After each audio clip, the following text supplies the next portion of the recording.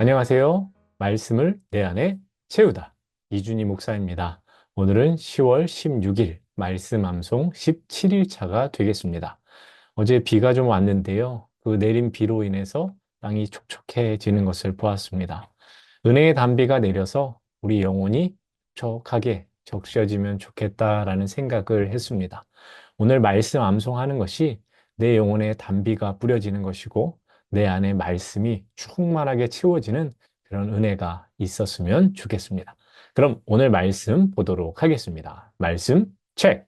여호와께서 한나를 돌보시사 그로 하여금 임신하여 세 아들과 두 딸을 낳게 하셨고 아이 사무엘은 여호와 앞에서 자라니라. 아멘.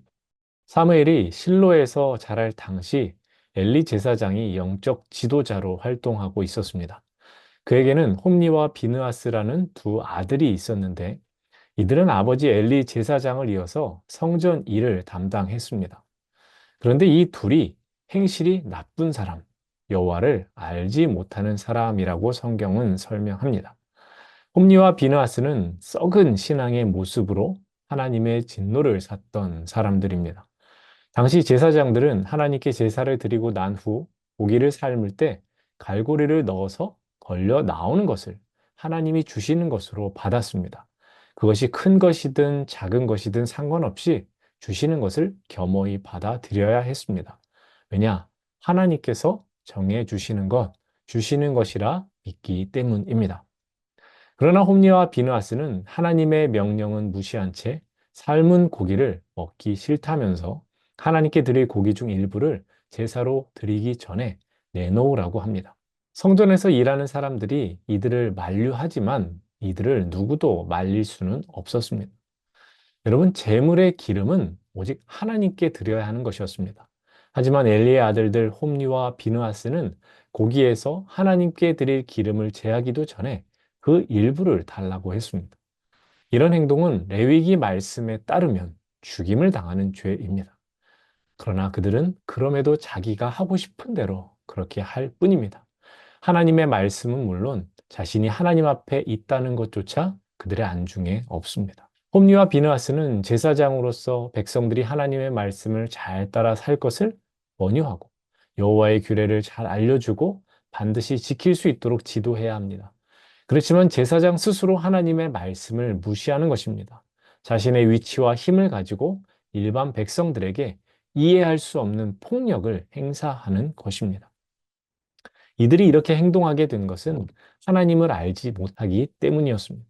하나님을 알지 못한다는 것은 하나님을 무시한다라는 뜻입니다. 하나님을 무시한 홈리와 비느하스는 하나님을 섬기기 위한 제사장이 아니라 자신의 배를 불리기 위해 하나님을 이용했던 사람에 불과합니다. 이들에 대한 평가는 사무엘상 2장 17절에 나옵니다. 이 소년들의 죄가 여호와 앞에 심히 크다. 이들은 당시 소년이라고 불릴 나이는 아니었습니다. 아저씨 나이였을 텐데 굳이 소년이라고 표현된 것은 이들의 신앙이 그만큼 미숙한 아이와 같았기 때문입니다. 나이를 먹는 것만큼 신앙이 자라야 함에도 그렇지 못했다는 것입니다. 이는 지극히 비정상적인 신앙인의 모습입니다. 더욱 문제가 되는 것은 엘리 선지자가 두 아들 홈리와 비느하스의 악한 행위에 대해서 알았음에도 불구하고 그리하지 말라라고 말만 할 뿐 별다른 조치를 하지 않았다는 겁니다. 이는 홈리와 비느하스의 죄를 방치한 것과 같습니다. 그럼 이제 홈리와 비느하스와 비교되는 사무엘 그리고 그의 어머니 한나를 보겠습니다. 사무엘은 한나의 기도에 응답으로 주신 아들입니다. 그는 자신의 이름의 뜻에 합당하게 신실하게 살았고 신실한 가운데 성장하였습니다. 그의 어머니 한나는 어떻습니까? 그녀는 진정 바른 기도의 사람입니다. 그녀는 아들을 달라고 기도했고 하나님은 그녀의 막힌 태를 여시고 아들을 허락하셨습니다. 그녀는 아들을 주시면 하나님을 섬기는 일에 그 아들을 드리겠다라고 서원했고 자신이 서원했던 대로 그대로 행동으로 옮겼습니다.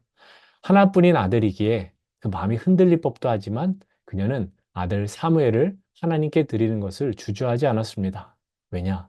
하나님께서 주신 것이기에 그것을 인정하며 하나님께 다시 돌려드린 것입니다. 자신이 한 서원대로 행한 한나는 아들 사무엘을 하나님께 드린 후에 무엇을 했을까요? 사실 사무엘상 2장 초반까지만 그녀가 등장하기에 정확히 알 수는 없습니다.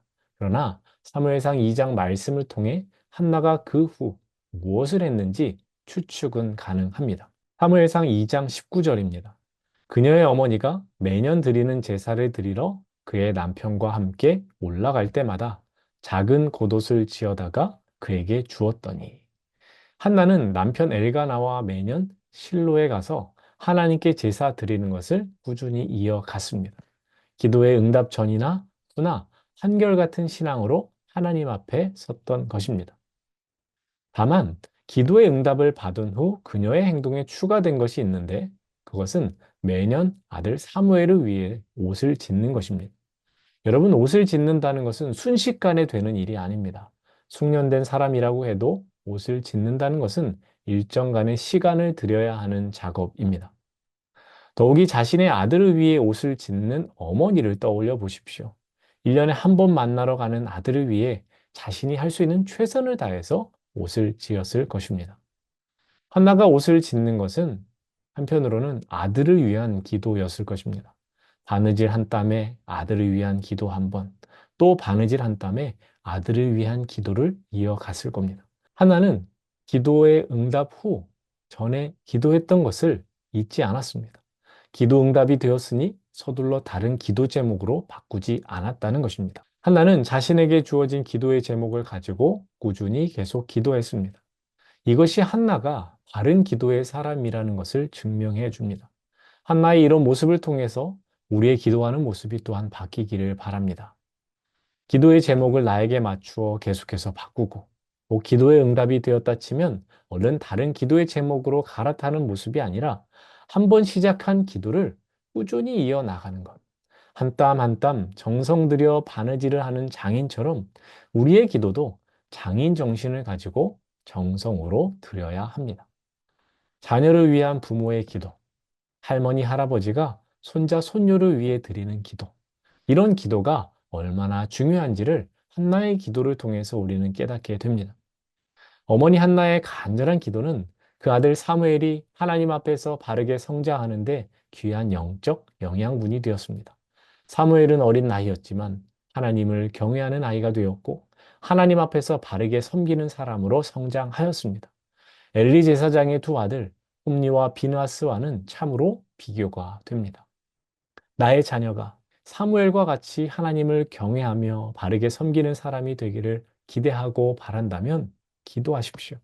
한나처럼 먼저 하나님을 경외하는 부모가 되십시오. 우리의 자녀들을 제대로 양육할 수 있는 것은 첨단 교육시설도 최고의 교육 프로그램도 아닙니다. 오직 기도입니다.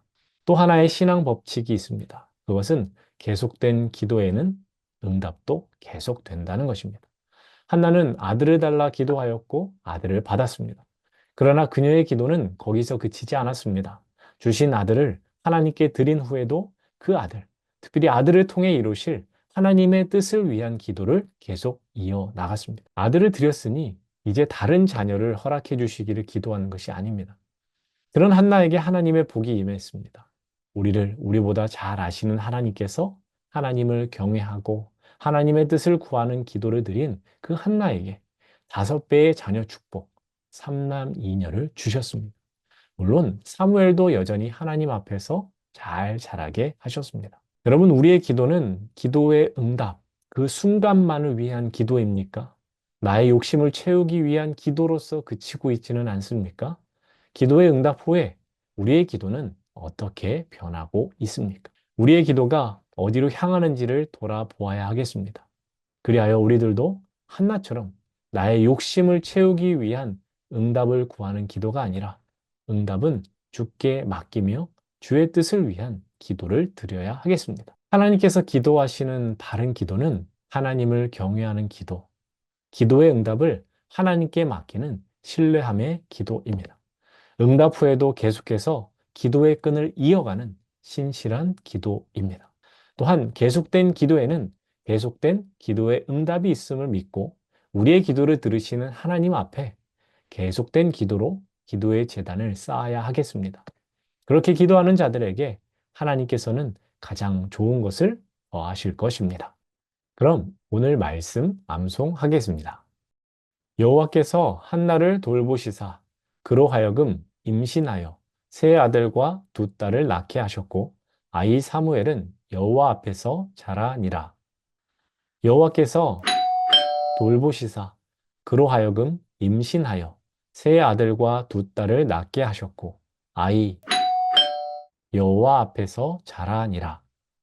여호와께서 한나를 돌보시사 그로 하여금 세 아들과 두 딸을 낳게 하셨고 아이 사무엘은 자라니라. 한나를 그로 하여금 두 딸을 하셨고 아이 사무엘은 자라니라.